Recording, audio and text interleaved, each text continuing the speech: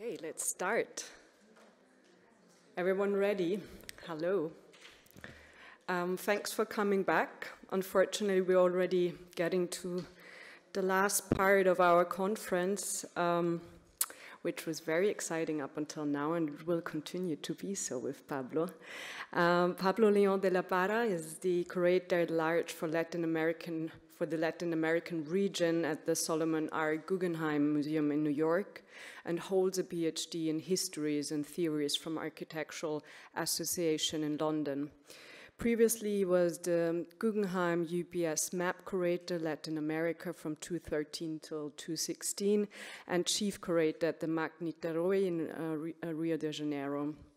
He was amongst many other initiatives, the founder and co-curator of the first and second Biennial Tropical in San Juan, Puerto Rico, and the curator of the Mexican Pavilion at the Venice Biennale in 2017. Pablo is also one of the lucky ones to curate the Gego exhibition, a touring Gego exhibition at the Guggenheim Museum in New York, as well as its iterations at the Museo Jumex in Mexico City and the MASP in Sao Paulo, which had already started pre-pandemia. The exhibition will restart in autumn 2022 in Mexico and then continue to travel to New York. With his lecture, Gego Tropical Abstraction, he will explore the influence that the Venezuelan tropics, more specifically the influence nature and vegetation had in the development of Gego's work, and will discuss the possible inspiration the Venezuelan Amazonian hammock chinchorro had in the creation of the reticularia works.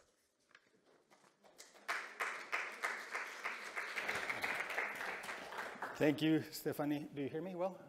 Yeah? Yes? No? Yeah. I don't need to get close to this. So very happy to be here live in person with all you. Thank you, Tobias, Ulrike, for the invitation. And yeah, especially in this post-pandemic times, the idea of being together again, of being able to travel, of sharing in person, I think it's of extreme importance. My talk is a research on the process that I called Gego, Tropical Abstraction, in reference to an exhibition that happened in 2004 at the Stedelijk Museum, where curator Ross Gorstak explored what were the particularities of abstraction in the tropics. And my idea was really to try to look into some of the themes that are present in Gego's work and which haven't been fully explored. So it's really a research on the process. It's not a finished work, and I'm sharing this with you. That's why it says an exploration. All this research wouldn't have been possible without the support of Fundación Gego in Caracas. Here, 4 of the Amazons, Josefina, Priscila, Claudia, who take care of, together with Barbara, who's here, of the legacy of Gego. And during 2 site visits in 2018, I had the opportunity and the possibility to go into the archives. And a lot of the research I'm presenting here comes from things that I found in the archives, photographs, documents that sparked my curiosity on why certain things and topics regarding to Gego hadn't been touched. I think this is also a common interest in some of the speakers, no? During the last 30 years, but especially the last 20, we have seen a renewed interest in Gego's work since her death, but especially since the exhibitions Mari Carmen Ramirez, who's going to speak later, did in Houston. And a lot of the topics and ideas explored during this, let's say, 20 years had to do with her relationship with modernity, with her relationship with abstraction, with the idea of failed modernity, the relationship to informality. And there's many other topics that because of one thing or another were left to the side, or let's say they were still more underneath. No? So there's something that's now letting them come out. No? Topics that regard, her specific relationship to place, ideas regarding gender. gender, race, so many things that are starting to come out, no? And how we're moving beyond these ideas of modernity and abstraction to find a much more complex practice and personal. I must also confess that I'm an architect myself, or a retired architect, no? That I, like Gego. Aldo Rossi once said that he aimed to achieve a perfect state, which was forgetting architecture, no? And I'm sure Gego also tried to constantly forget architecture, but architecture, in a way, continues to come back. But it's not the architecture of bricks and columns. It's another kind of architecture, and I think that's what really sparked Gego's doing. So we'll talk more about it as we talk. No, I'll start first showing a little bit of how this research started to manifest itself physically. First in the exhibition, the Emancipated Line, which happened at MASPI. It was the first stop in Sao Paulo, the first stop of that tour. And here you can see some images of the exhibition, really kind of presented more than chronologically in a series of themes. Don't you see a series of walls, of filters that allow you to enter into Gego's different moments of practice, no? From her early 50s works, the líneas paralelas works and drawings, going to the moment of the appearance of the reticularia, these light sculptures, which now are made of wire that she folds and now are hung and are light compared to the more like heavy other structures, and going really to a room where we try to replicate not the feeling of the reticularia, because the reticularia is a Caracas, but yes, this kind of ambience where you could be in contact with all this body of work by Gego, with the dibujos en papel, the chorros, the troncos, and then ending in the last room where the last body of work from her late age, the watercolors, the bichos, and the tejeduras were present. The exhibition was going to continue. That was December 2019. It was going to continue to Museo Jumex in Mexico, and then continue to the Guggenheim Museum in New York. The pandemic happened, and it is only now, almost 3.5 years later, that the show will open this October in Mexico City and continue in March to the Guggenheim Museum, now under a new title, Measuring Infinity, no? Which I think it's very characteristic of Gego's practice. I'm going to show you some renders of the show. When I posted these photos on Instagram, when the day the exhibition was supposed to open 2 years ago, a lot of people were shocked. They were like, oh my God, the exhibition is there. I missed it. I want to be able to travel because of the pandemic, because the renders looked semi-real, made by my colleagues at the museum. No? So the idea, again, that you would have this space where the sculptures of Gego would be present, and then you would slowly go up the ramps and be confronted with the bodies of work. No, in a way, the Guggenheim Museum, with its spiral and its whiteness and its architecture, works almost as a perfect setting in dialogue with Gego's work. No, so you would continue to go up the ramps, find the reticularia, all the way up to the chorros, the troncos, and end with the last bodies of work. No, here the dibujos en papel. We've also been working, and it's been an honor to work with Álvaro Sotillo, who was a student of Gego and Gerd.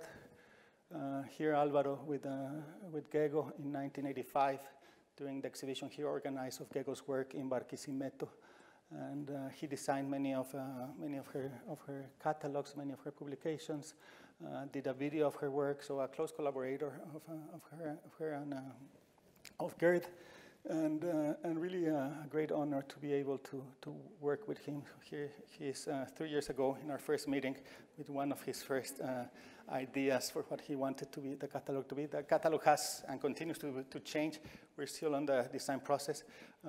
This could be or not be. We're still deciding covers, colors, but at least you get a sense of the joyful of this collaboration and of being able to work with Álvaro. No?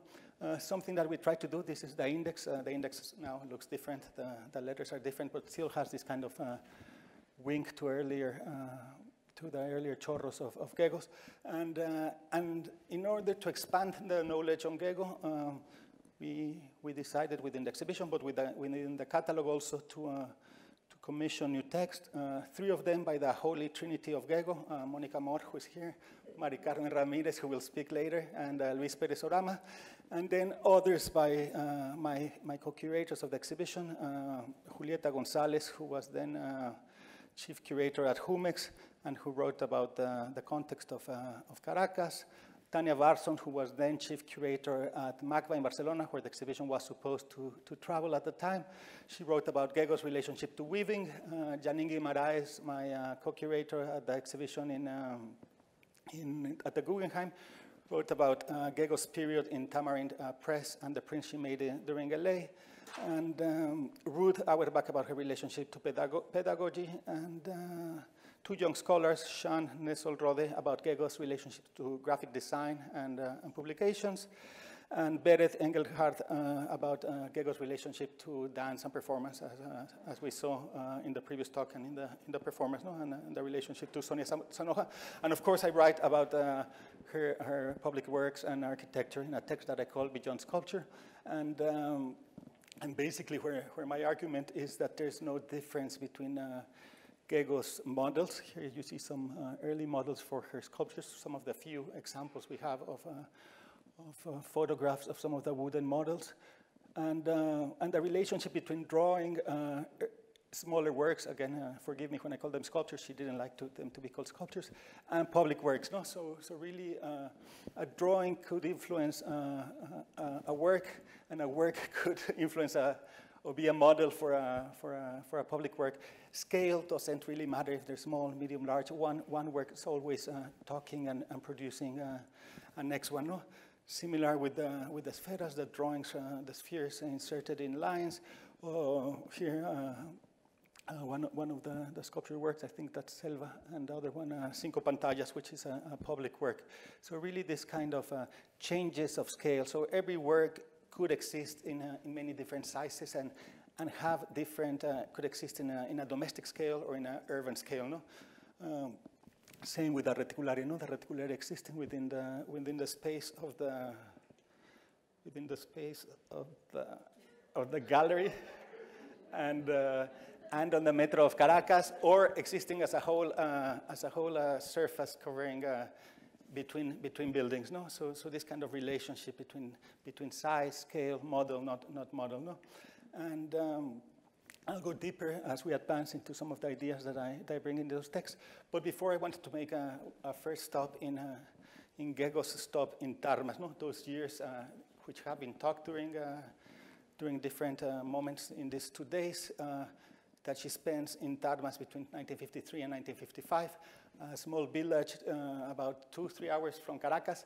1952-53, a new road opens that takes you from Caracas down to La Guaira, the airport, which makes it easier and faster to go. But what else happens during 1953?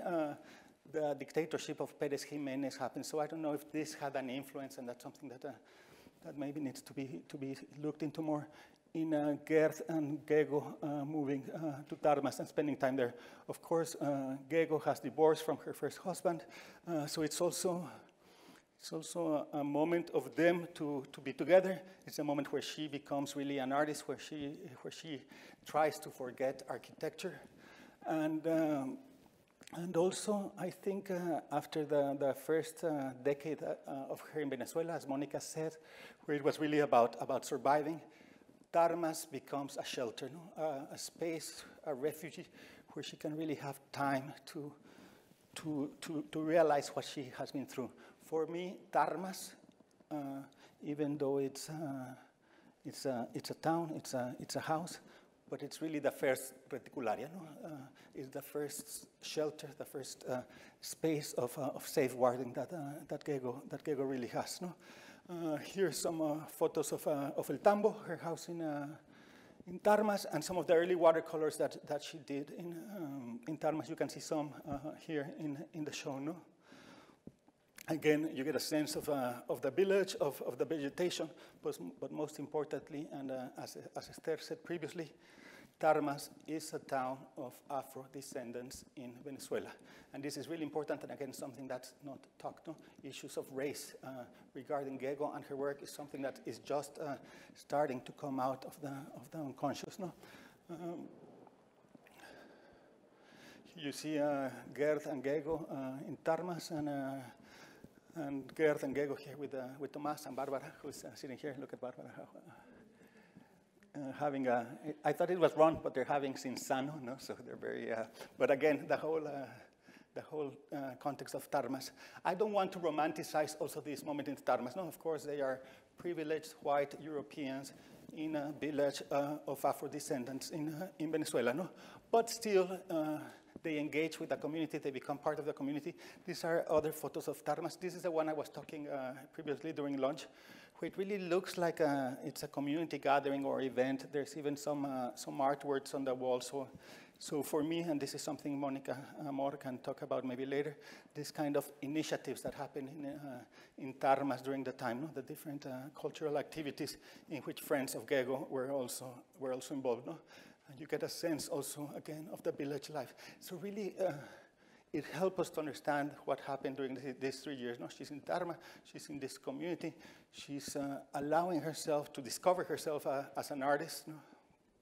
Here you see a photo of Gego with Sebastian, one of the inhabitants of Tarmas in the 70s, and then some of her drawings, no? of the inhabitants of Tarma, really kind of letting herself, her hand go, and these kind of figurative drawings which slowly start to become abstractions. So really the origin of these works comes from Tarmas. No?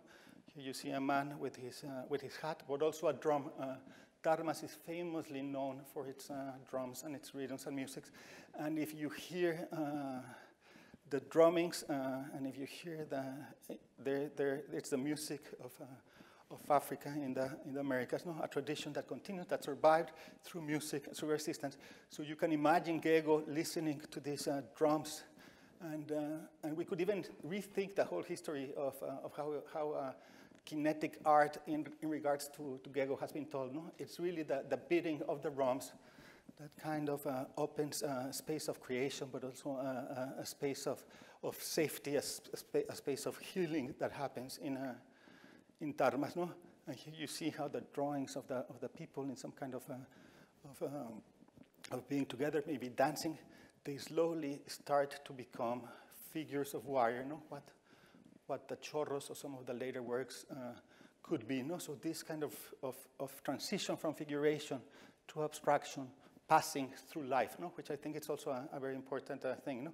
Again, here you see a relationship between a drawing of 1954, an etching from 1955. Again, three women, three abstract doodles which could or not be persons, and then 3 chorros from the 70s. No? From here, I'm going to pass to the next thing that I believe that influenced Gego. Again, the idea of tropicalization, something that was talked also about yesterday. Again, I don't want to romanticize it. I don't want to fall in the Humboldt trap of Gego and exotic and Gego. Again, we need to be very conscious that we're in a territory that's been colonized for 500 years by white European colonizers.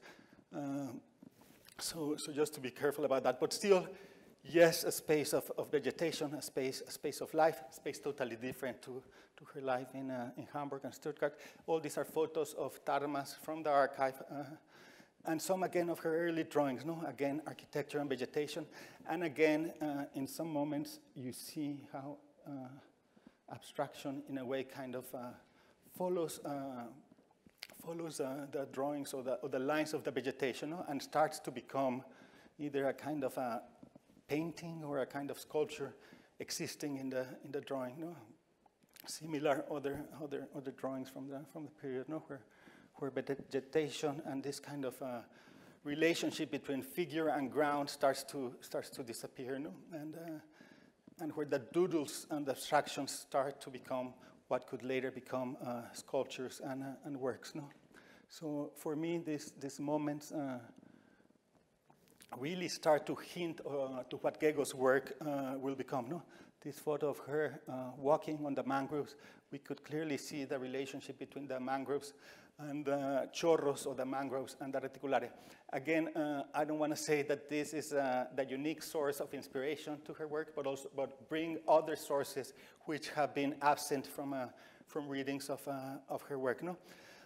In the Gego Foundation archive in Caracas, there's also a series of photos from her first works, structures from the 50s, photographed outside, photographed in the garden, photographed in relationship to nature, which totally, again, challenges our understanding of how Gego thought of her work. No? Not works to exist inside within a white cube as they are presented today, but really works that are alive in dialogue with nature. No? The photos made by Rax or by her close collaborator, Paolo Gasparini, really show this dialogue. And it's almost as if the sculptures were also vegetation. The sculptures are plants, no? The sculptures are alive, no? They're not only iron, they're not geometry, they're not only abstraction, they are alive. And I think this is this point, again, I don't want to bring notions of surrealism or magical realism or fantasy, but it is about some kind of animism that exists in the works, no? Here you see a photo which I think is really interesting because you see the drops of water of a sculpture that got wet, no? And you see Gego appearing behind the circles, behind the lines, no?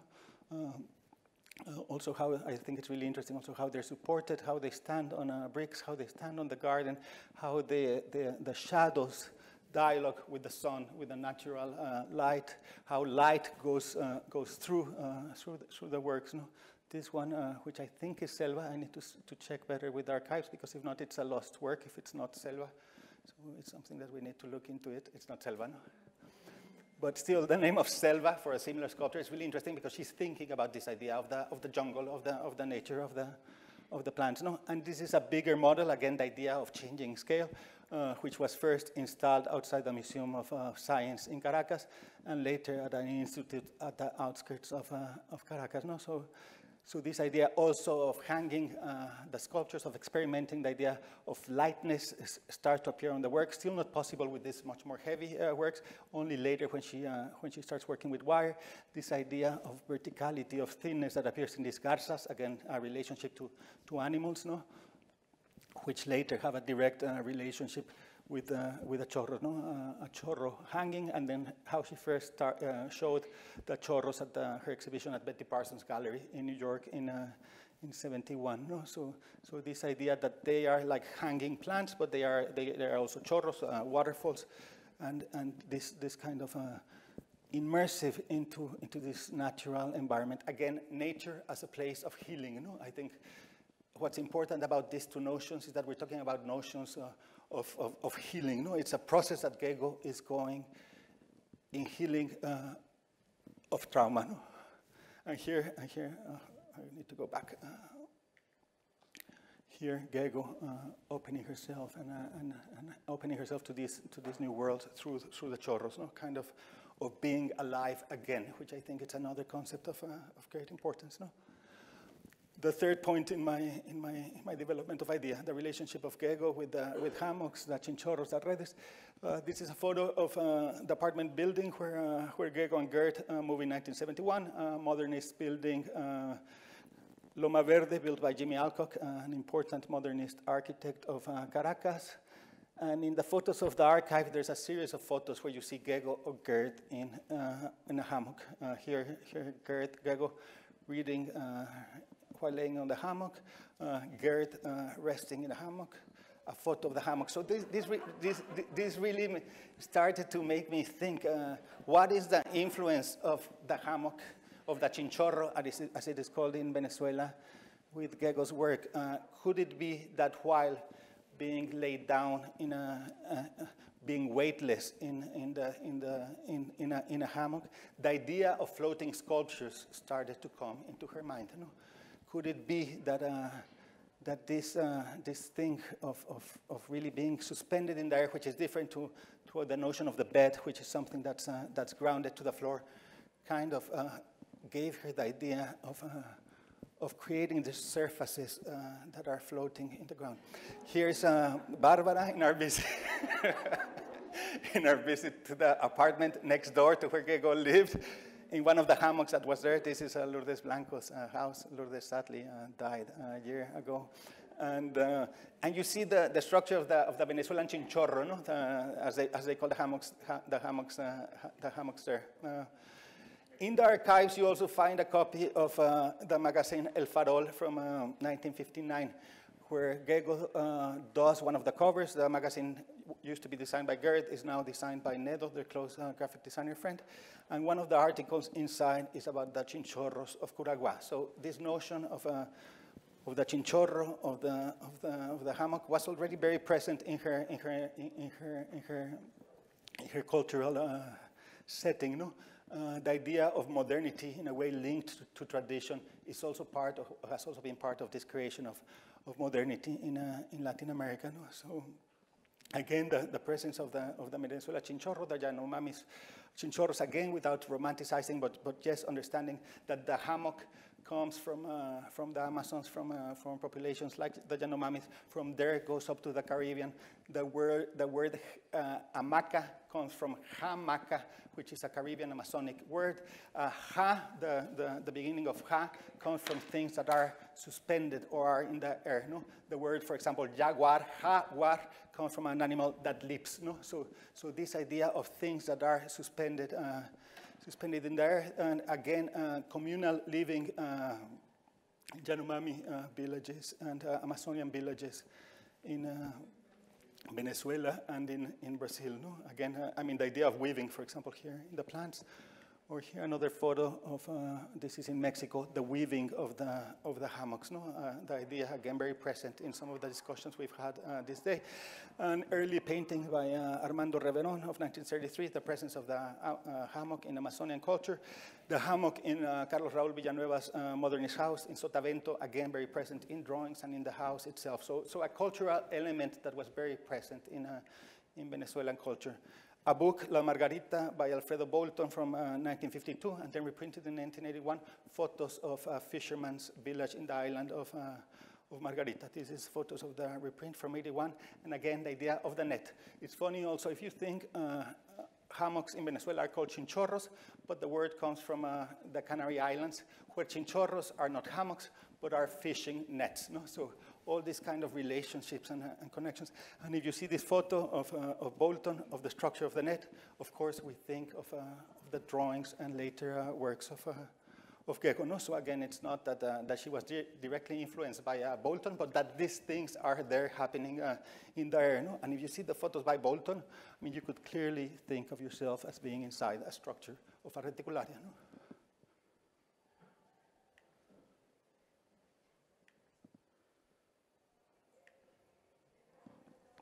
Gego herself also went to Margarita, as we see from this photo from 1946. So, of course, she was aware of the presence of nets, of the presence of, as she was aware of the presence of hammocks. No? These things are present as part of her entourage. You know? So, again, kind of rethinking some of the influences that her work could have had, and really kind of trying to construct other narratives from where she is in specific in Venezuela. No? Again, a watercolor of a fisherman in a boat, and a photo of Gego resting in her hammock, imagining the reticularias floating in the space. And the change, of course, of hanging sculptures that she can do herself, of wires that she can fold, that she can work in her house, in the studio. And here a photo of her studio at Loma Verde, where all these hanging structures start to be articulated. No? These notes found as part of her notes after her death, and of course you see her thinking, the name reticularia comes from a friend of hers, but really thinking this idea of, for example, reticularia or red ada, no? This kind of conjunction between red and ada. Interestingly, in Brazil, a hammock is not called chinchorro, it's not called hamaca, it's called rede, no? A red or a net. No? And again, this relationship between the chinchorros de Caragua, the Alfredo Bolton's fishing net, and Gego's first reticularia drawings. I think what's really interesting of the structure of the hammock, and I think it's something that applies to her work, is the flexibility of the hammock. No? If anybody has laid in a hammock, and these woven hammocks, is how the hammock can open and close itself, no? And create this kind of movement and flexibility, which she achieves in her weavings, in her triangular weavings of the reticularia. No? As we saw earlier in the talk, in the great talk of the morning on exile, Gego does not talk about her personal life. She does not want to talk about the past. She says that the past forms us in the way that anybody's past could form itself, that we're subject to circumstances and coincidences, and the past is the past, and she doesn't want to look back. You know? Funnily enough, for someone that doesn't want to talk about her past, that doesn't want to talk about herself, one of her artist books is called Autobiography of a Line. You know? What does she want to say with naming a book Autobiography of a Line? Why does she call a book Autobiography of a Line? No? What do these broken lines mean? No? And again, relating to exile and thinking about exile, and for those of you, many of you, who also are exiled or self-exiled, you know that when you're exiled, you leave one place and you appear in another place. No? There's a place and a life that didn't happen, that stayed somewhere, and another life that you continue somewhere else. There's a line that breaks, you know? And that's for those that are lucky, like Gego, no? or like some of us, no? Those that could continue the life even with the trauma of leaving the place where you were born. No? So if Gego doesn't talk about herself, what does talk about herself, and not because we're interested in the specificities of Gego's life, no? But about the shared experience of trauma and exile, which is evident through the drawings of Gego's. No? What does this breaking of lines mean? No? And what does weaving these lines together mean? No? I mean, really, is this Gego in Stuttgart, and is this Gego in Caracas, and this is an attempt to weave this life that was broken, that was disrupted? So again, things that need to be talked again. No? I'm not interested in the modernist grid by itself. No? I think that there's a major trauma, but also a major restitution that needs to be made regarding Gego and many others like her. No? Again, the idea of the watercolors or the tejeduras, again, weaving different aspects of life together again, or the idea of two layers coexisting together. No? I think, Stephanie, you said it beautifully yesterday, no? How Gego brings together things through her work. No? And I also want to think her in terms of feminist discourse, something that's also not talked much, but again, is coming out in these 2 past days. No? If you think her first house in Caracas, a family house she does as an architect, it's a traditional house. No? It's not a modernist house. Has nothing to do with modernity. The idea of the grid is there. It's present. No? For some, this grid is a kind of an antecedent of the dibujos en papel, of what the dibujos en papel, but it's also the idea of the protection of a life as it was expected that Gego would live it. No? A family life of being a woman in her house with 2 sloped roofs, taking care of her family, being in the kitchen, something that, because of one thing or another, Gego resisted in order to become herself. No? Still, in early photos in Tarmas, you see Gego behind the window. No? There's something that is protecting Gego from coming out to life. No? And I think it's in Tarmas, again, and through what I talked, through this Tarmas being a shelter, Tarmas being the first reticularia, how this kind of process of liberation and healing starts to happen. No? How the woman that's behind the bars starts slowly to open the bars, to open the window grills, to liberate herself through her drawings and her works, no? And how this evolves into the reticularia, which is a space that really has no windows, no walls, where the insides become the outsides. No? The reticularia is architecture as a second skin. No? It is a protective shelter that Gego weaves or builds herself, not only to protect herself, but also to protect and transform us and transform others. No? Again, the idea of the reticularia as a floating independent element, and in its different iterations. No? This kind of changing thing that invites us to go inside and be transformed. No? This letter of an invitation she receives to do a reticularia at the Everson Museum of Art in Syracuse, in New York, by James Haritas, the curator, where she says, I cannot do it because I cannot, the efforts required to install and build a reticularia are too much.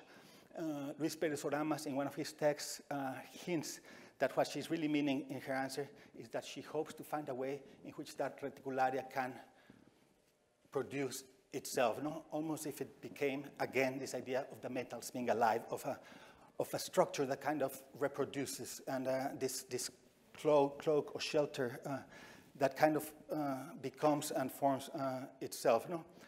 And then I found this photo, again at the archives, of Gego's sister visiting Watts Towers in Los Angeles. Probably it's from 66 when Gego is in Los Angeles working at Tamarind. And probably she's there, and if not, it was sent by her sister because she knew that this would interest her, no? That there was a relationship between these things that are not sculpture, they are not architecture, they seem as useless structures, but they also seem as a life mission, no? Why are you building things that apparently have no use, no? That are not architecture as we know it and are not art as we know it? What is it that Gego is doing that's producing something that we don't know about? And I think that's the greatness of Gego and Reticularia, no? That she's doing something that does not exist before, and in doing so, she's not only transforming herself, but is transforming us as the viewers.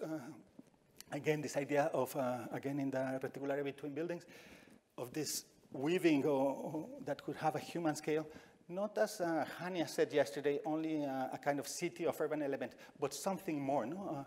A kind of continuous woven material, visible or invisible, that in a way could, again, protect and change us, no?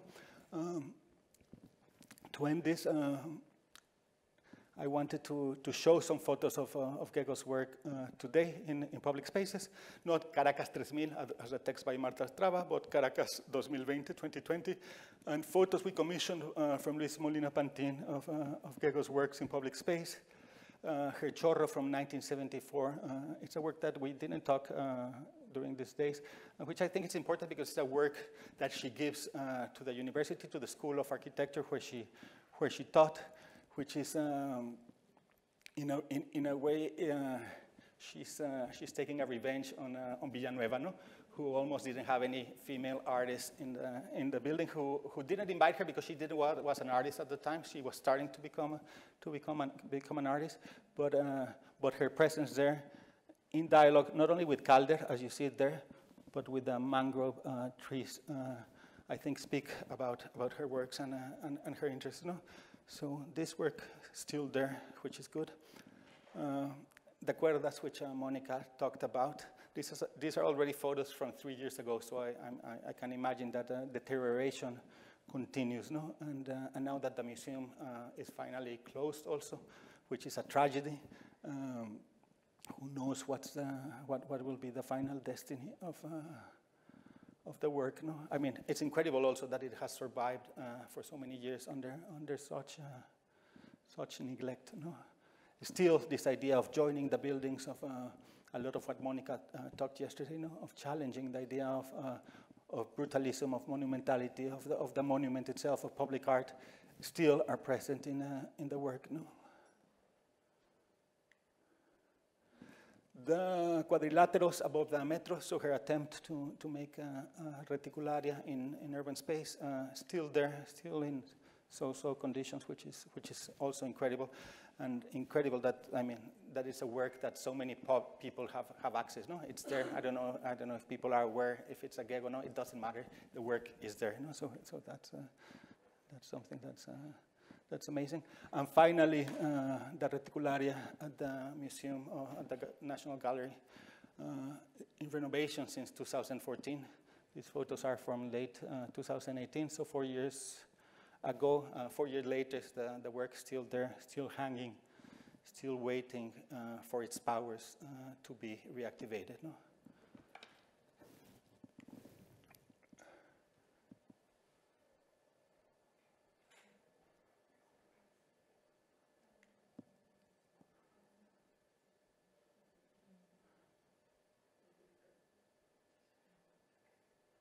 It's almost like if someone was afraid of the power that the reticularia has, no?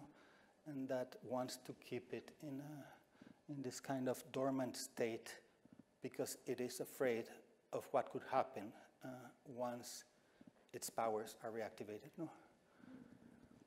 I want to end with these pictures of that come from Penthouse Bay, the book that Gert did that portrays their domestic life in their building. No, again, the photo of her in the hammock, dreaming about reticularias, about cities in the cloud. Her awakened with her arms open to Caracas, to the city that gave her freedom, that allowed her to do the work that she did. The view of Caracas from her apartment, the reflection of the sky in Caracas from the Loma Verde apartment, and finally the view of El Ávila and the clouds, and what could be some reticularias in the sky coming to protect Caracas and to awaken it from the dormant state in which it has been for the last 23 years. So thank you, Gego, and thank you all for being here.